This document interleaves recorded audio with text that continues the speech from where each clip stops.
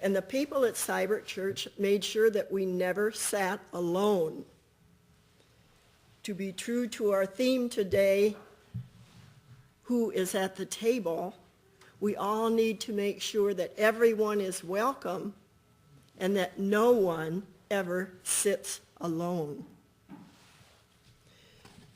Sharing God's bounty of food brings back memories of Thanksgiving at Grandma's, Easter at Aunt Betty's, or Christmas at our son or daughter's home. Well, today we're going to think about sharing food and who is at the table where that food is. We know that many times in the Gospels, it is recorded that Jesus talked about food and about eating together. So let's consider this passage out of Luke that we heard this morning. The invitations had been written and sent. The cooks had been slaving over a hot stove or a rock or whatever they cooked on. But first, somebody had to kill the calf and do whatever it is you do to prepare the calf. The vegetable garden had been planted and tended and now was harvested. The herbs had been carefully selected, and a good fresh wine had been chosen from the stock of the household. Perhaps a number of high-class entertainers had been engaged to perform. All that had been done. All of these preparations had been made. The initial invitations had been sent and accepted. See, by Jewish custom, the announcement that dinner was ready only came after the feast was ready. Now that everything was ready, the host servant was sent out to gather all of the people who had made the RSVP that they would attend. But all he got were excuses. Well, I just bought some property, so I have to go check it out. What had he done? Bought this property sight unseen? And it will still be there tomorrow. I just bought some oxen, so I need to take them out for a drive. Did he buy the oxen without checking them out? Without knowing how they would perform? I just got married, so I can't come. I'm not going to touch that excuse. Except to say, wouldn't you want to show off your new spouse? Introduce them to the banquet host and to all your friends? What would you think if you had made all the preparations and no one came? Has that ever happened to you? How did you feel? As I began to write this and think about this message, we had just finished the Lenten season and Holy Week. And 5 area United Methodist churches met together each Sunday evening for worship. And then following the service, the choirs rehearsed. Then on Palm Sunday, the choirs presented an inspiring program of sacred music. Out of 5 congregations, less than 50 people attended. You do the math. The preparations had been made. The choirs had rehearsed. Our heritage charge, of which Bellevue Cybert is a part, it's Bellevue Cybert and Flat Rock Ebenezer, along with Bellevue First Church, met together for the Maundy Thursday service. That's a holy time when you receive communion. Preparations had been made. Less than 40 people showed up.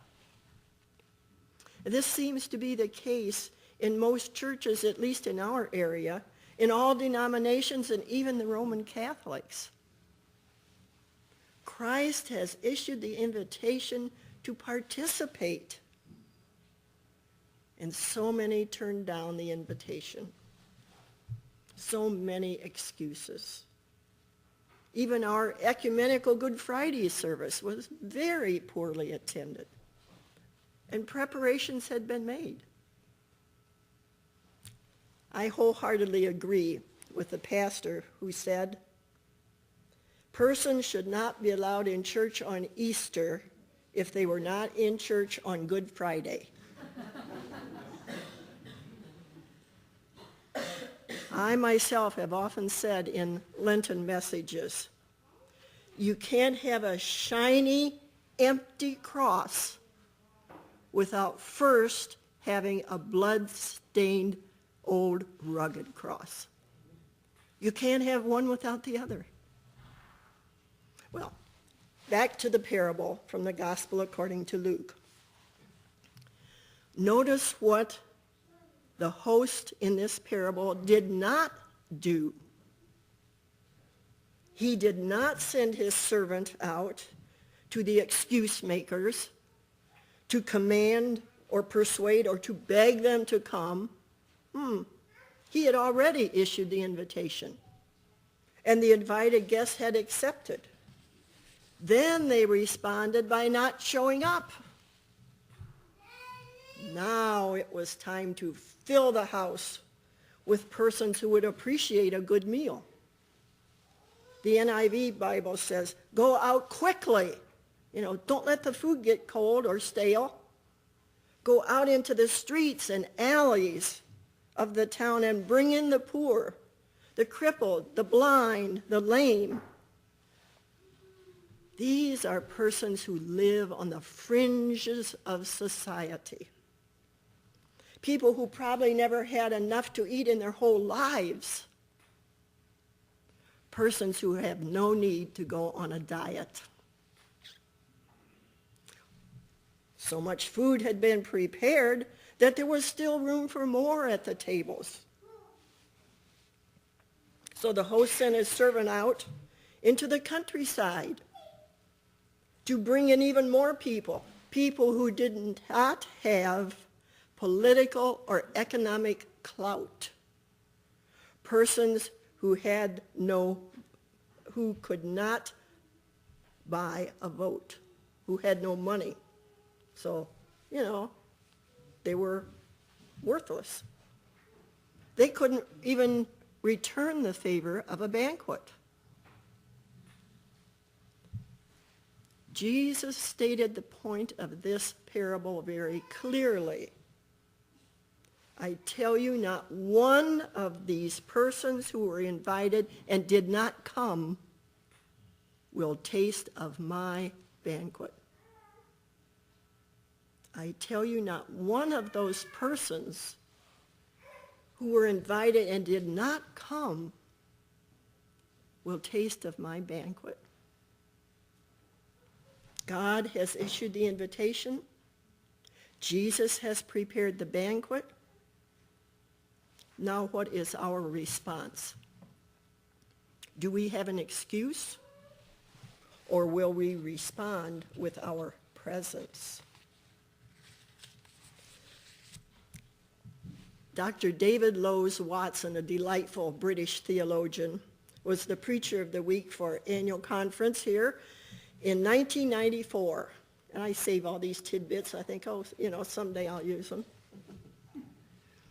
He shared this insight about this parable. Quote, "It is not up to us to set the table for the heavenly banquet. It is up to us to teach table manners."